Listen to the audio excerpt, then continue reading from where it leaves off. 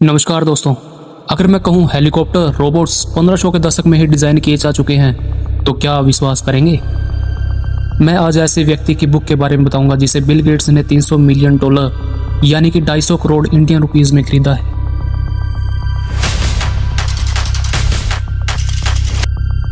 कल्पना कीजिए साल 1519, एक कमरा जहां मौत का सन्नाटा है।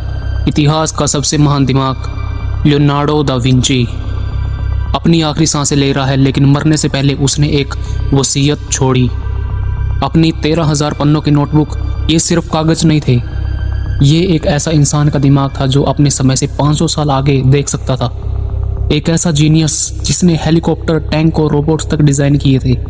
जब दुनिया ने बिजली के बारे में सुना भी नहीं था, उस वक्त इसने अपनी नोटबुक में ऐसे डिज़ाइन किए हुए चीज़ें बनाई जिसे आज हम जानेंगे।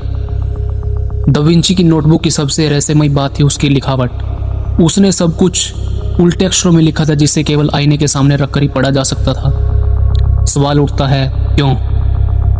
कुछ लोग कहते हैं कि वो लेफ्ट हैंडेड था, लेकिन सच इससे कहीं ज़्यादा गहरा है। उस दौर में चर्च का खौफ था। अगर दा विंची के ये वैज्ञानिक विचार, जैसे कि इंसान की आत्मा कहाँ रहती है या मुर्दों के शरीर का रहस्य, चर्च को पता चल जाता तो उसे जिंदा ही जला दिया जाता। इसलिए उसने अपने ज्ञान को एक कोड में बदल दिया। दा विंची रात के अंधेरे में कब्रिस्तान से लाशें मंगवाता था। उसने 30 से ज़्यादा शव को चीरा ताकि वो जान सके कि इंसान के अंदर क्या है।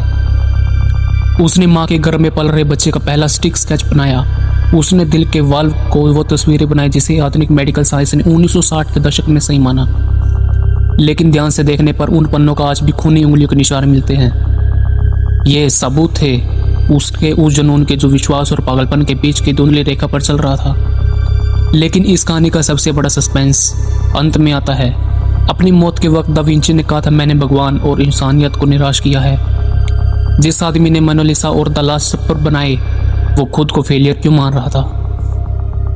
शायद इसलिए क्योंकि उसने जो मशीनें डिज़ाइन की थी वो उसके जीते जी कभी नहीं बन पाई। आज हम जानते हैं कि अगर उसके नोट्स 500 साल पहले पब्लिश हो जाते तो इंसान चंद्रमा पर 200 साल पहले ही पहुंच चुका होता।